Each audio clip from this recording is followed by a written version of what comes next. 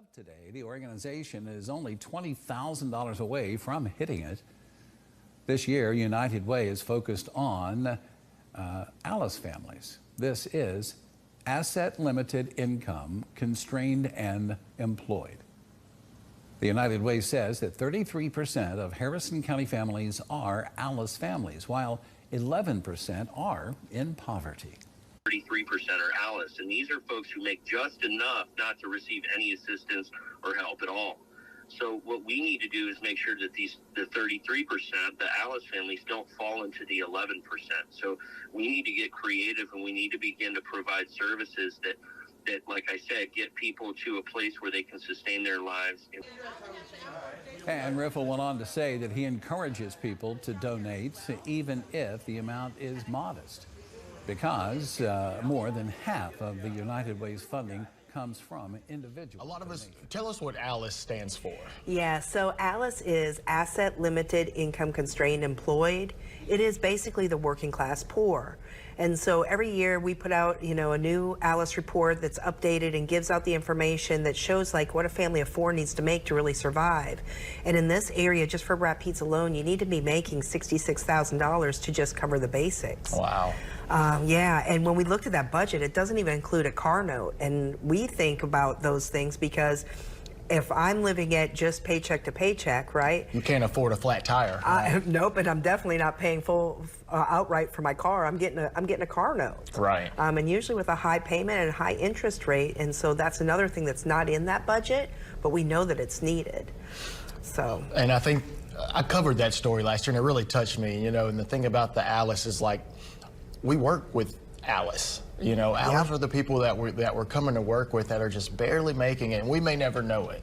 And so you also said family empowerment. What does that mean? So After months of political squabbling, the U.S. House of Representatives has resoundingly approved billions of dollars in military aid for Ukraine, Israel, and Taiwan. Speaker Mike Johnson pushed that measure despite a threat by the hard right to oust him. Maddie Beer-Temple now has details.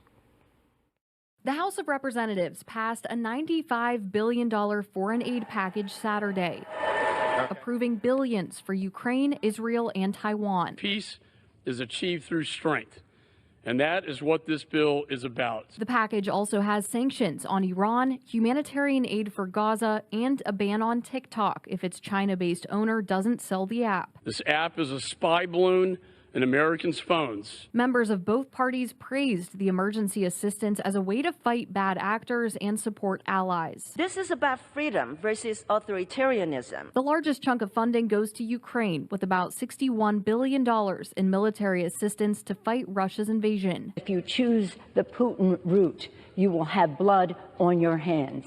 And while a handful of hard-right conservatives spoke against the Ukraine aid, they did not trigger a motion to oust House Speaker Mike Johnson over that vote. Georgia Congresswoman Marjorie Taylor Greene instead voiced her opposition on the floor. We should be funding to build up our weapons and ammunition, not to send it over to foreign countries to kill foreign peoples. House Speaker Mike Johnson defended the aid. We would rather send bullets to the conflict overseas than our own boys. Johnson said he's not concerned about efforts to oust him as Speaker. You do the right thing and you let the chips fall where they may. The legislation heads to the Senate, where Democratic leader Chuck Schumer said he plans to hold a vote as early as Tuesday. In Washington, I'm Maddie Beer-Temple.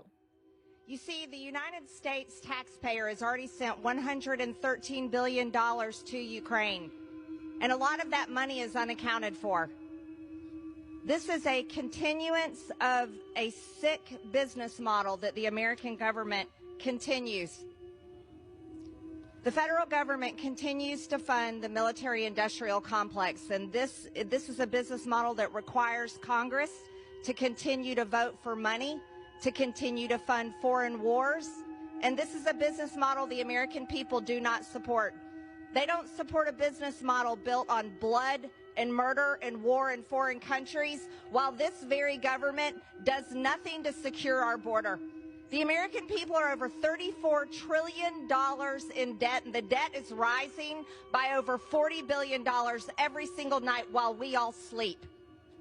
But yet nothing is done to secure our border or reduce our debt. Inflation has driven out of control. Americans are suffering every single day. They can hardly afford their grocery bills. They can hardly afford gas in their car. They can hardly afford rent. And now mortgage payments are well over $3,000, where they were only just over $1,700 3 years ago. The youngest generation, young adults, don't even think they're going to be able to buy a home in their lifetime. And today in Congress, the most important thing that this body thinks should be done is to send another $61 billion to a war in Ukraine that the American people by 70% do not support. Mind you, this comes on the very heels of Monday being April 15th, tax day, where every single American had to scrounge up their money and send their dollars in to the IRS. Or some of them had to file extensions because they weren't ready and didn't have the money to pay their taxes. But today, this body says the most important thing we can do, no, is not reduce spending. That's not it. Not to do anything to drive down inflation. Oh, no, we can't do that for the American people. It's not to secure our own border that is invaded every single day, by people from over 160 different countries. No, don't secure the American border. Let everyone in. We have over 1.8 million known gotaways. We don't know who these people are. And yet you have members of this body talking big and tough about, oh, we have to defeat Russia. Oh, we have to protect Ukraine. But yet all of you are unwilling to protect the American citizens that pay your paycheck, pay the light bills in this building, and pay for this entire federal government. For what? For nothing. Ukraine is not even a member of NATO. Ukraine is not a member of NATO. But the most important thing you hear in Washington, D.C. is, oh, we have to spend Americans' hard-earned tax dollars over to Ukraine and keep the money going to continue to murder Ukrainians, wipe out an entire generation of Ukrainian men so that there are widows, there are fatherless orphans, there are not enough men to work in their industries. Oh, but you really support Ukraine. Wow, what kind of support is that? It's repulsive. You know, shame on the American government. Shame on the American government. If we support our military, support our military. We should be funding to build up our weapons and ammunition, not to send it over to foreign countries to kill foreign peoples. And if this body was worth what it claims to be, what it is, every single one of us would be demanding peace in Ukraine between these countries. Peace for these people so that no more of them have to die. But you never hear anybody demanding peace. No. Peace is the last thing Washington wants because it doesn't fit the business model. This is a business model that they say continues our economy, protects American jobs. What a disgusting business model.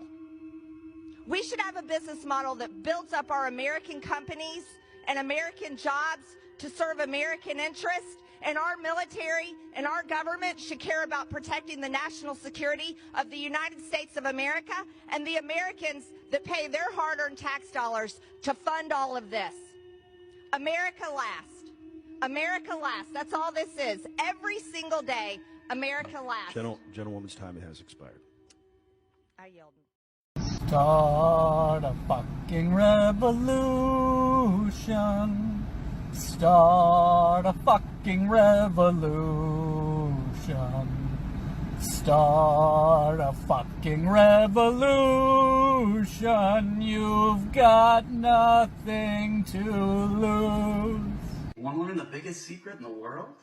In March 2023, sketchy billionaire Peter Thiel started a bank run. I did 1,500 hours of research, and I learned all their rotten secrets. The big one is that cryptocurrency is history's first planetary, multi-trillion-dollar Ponzi scheme. That's an economic doomsday device. And when that Ponzi goes insolvent, as all Ponzis must, we'll get the worst economic collapse in world history. And every powerful person you can think of is in on it. Want to know why everything gets worse and more expensive? That's because we live in a secret kleptocracy. That's when the government gets taken over by con artists whose only job is to steal from the public.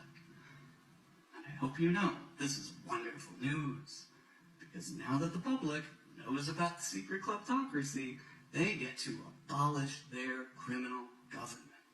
Follow for more, or read this booklet. Breaking news first at 5 for you tonight. A man from St. Augustine making worldwide headlines tonight after setting himself on fire outside the trial against Donald Trump in New York City. And you can see right there the flames and smoke as people just ran from the scene today, Anthony. And Jeannie, that man has been identified tonight as Max Azzarello. You see two mugshots of the man here next to me. This is actually from his arrest in St. Johns County just 3 days apart in August of last year. Those arrests were for criminal mischief and disturbing the peace, both misdemeanors. So this is what we know right now at 5 o'clock on this Friday. Around 1:30, the man walked into a park near the New York City courthouse where former President Donald Trump is on trial. Witnesses telling police he opened a book bag, then he scattered pamphlets around the park, then he poured a liquid on himself before setting himself on fire. He then fell onto a police barricade. Investigators say it appears that he had a vast conspiracy involving the American government, a university, political figures, and major financial players. It was so fast that no one could do anything about it. And once he lit himself on fire and you saw those massive flames, it was just like kind of helpless. Tonight, our Andrew Badillo is on your side, joining us now with a closer look on what we're learning about this and the man suspected of doing it, Andrew. Yeah, Anthony, Azzarello is in critical condition at a New York hospital. Police and witnesses say this afternoon he was outside the courthouse throwing those flyers in the air. He then doused himself in that flammable substance and lit himself on fire. The NYPD says witnesses and first responders tried to use jackets and fire extinguishers to put out the flames. Police say Azzarello left behind a manifesto. It is looking into when Azzarello got to New York City. It says his family didn't even know he left Florida. We're also looking more into about Azzarello's prior history. In August of last year, he was arrested twice in 1 week in St. Augustine for disturbing the peace and criminal mischief, both of those misdemeanor charges. He also filed a federal lawsuit suing dozens of well-known people and organizations, including the Bill, Hillary, and Chelsea Clinton Foundation.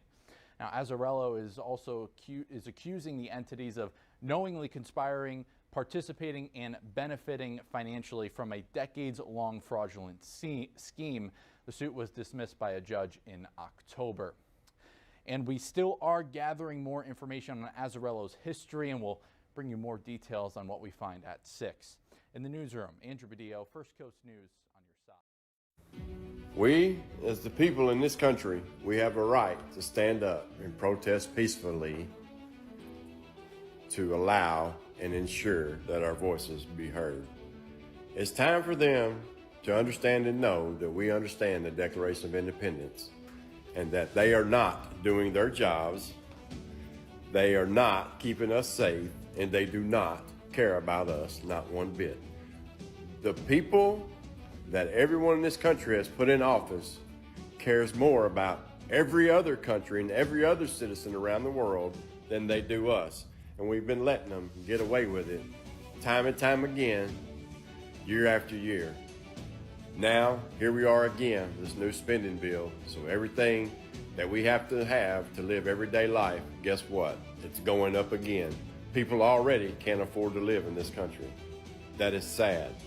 And here once again, more money going to Ukraine and everywhere. It's time, people. It's time, man. The Declaration of Independence gives us the right to do it, says that we can do it. It's time to start a revolution to begin the process to overthrow this government.